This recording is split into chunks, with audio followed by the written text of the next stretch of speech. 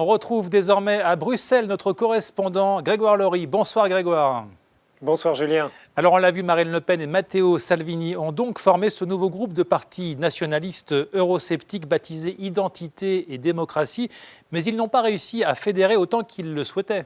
Effectivement Julien, ce groupe est loin des ambitions affichées lors de la campagne. La présidente du Rassemblement national, Marine Le Pen, espérait à tout le moins parvenir à former une minorité de blocage au Parlement européen. Cela ne sera pas le cas. Certes, le groupe populiste progresse puisqu'il passe de 36 à 73 sièges, mais Identité et Démocratie ne sera que la 5e force politique dans le prochain hémicycle. En fait, la formation n'est pas parvenue à rallier de partis au-delà des alliances traditionnelles et de celles qui étaient déjà en place lors de la législature précédente. Politiquement, il s'agit presque du même groupe avec des élus supplémentaires.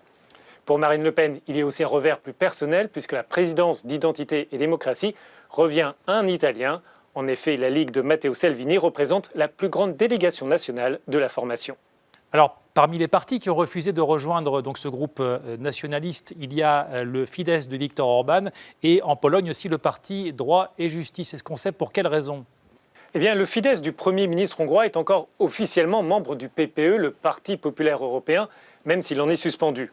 De plus, Viktor Orban préfère se rapprocher, semble-t-il, des responsables qui sont au pouvoir, ce qui n'est pas le cas, par exemple, de Marine Le Pen. Pour les Polonais du parti Droit et Justice, là, c'est davantage une fracture politique. Varsovie fait partie des voix les plus critiques contre la Russie. Or, le groupe Identité et Démocratie prône une approche plus clémente à l'égard de Moscou, voire un rapprochement avec le Kremlin. Une position inconciliable pour le parti au pouvoir en Pologne. Alors Grégoire, autre groupe politique qui nous intéresse ce soir, c'est le groupe des libéraux au Parlement européen. Il y a une polémique autour de la députée macroniste Nathalie Loiseau qui a refusé aujourd'hui de briguer la présidence de ce groupe parlementaire. On lui prête des critiques qu'elle aurait prononcées en off devant des journalistes et qui ont visé des leaders européens. Est-ce que vous en savez davantage ? En fait, elle aurait davantage renoncé à briguer la présidence du groupe. La formation est agitée après les propos attribués à Nathalie Loiseau. La tête de liste centriste lors des élections européennes aurait qualifié, je cite, d'ectoplasme Manfred Weber, le candidat de la droite à la présidence de la Commission. Lors de cette même rencontre informelle ou en off, comme on dit, l'ancienne ministre aurait dénigré son groupe, les libéraux, parlant d'une formation habituée à jouer les seconds couteaux et où tout était à faire. C'est sans doute la controverse de trop.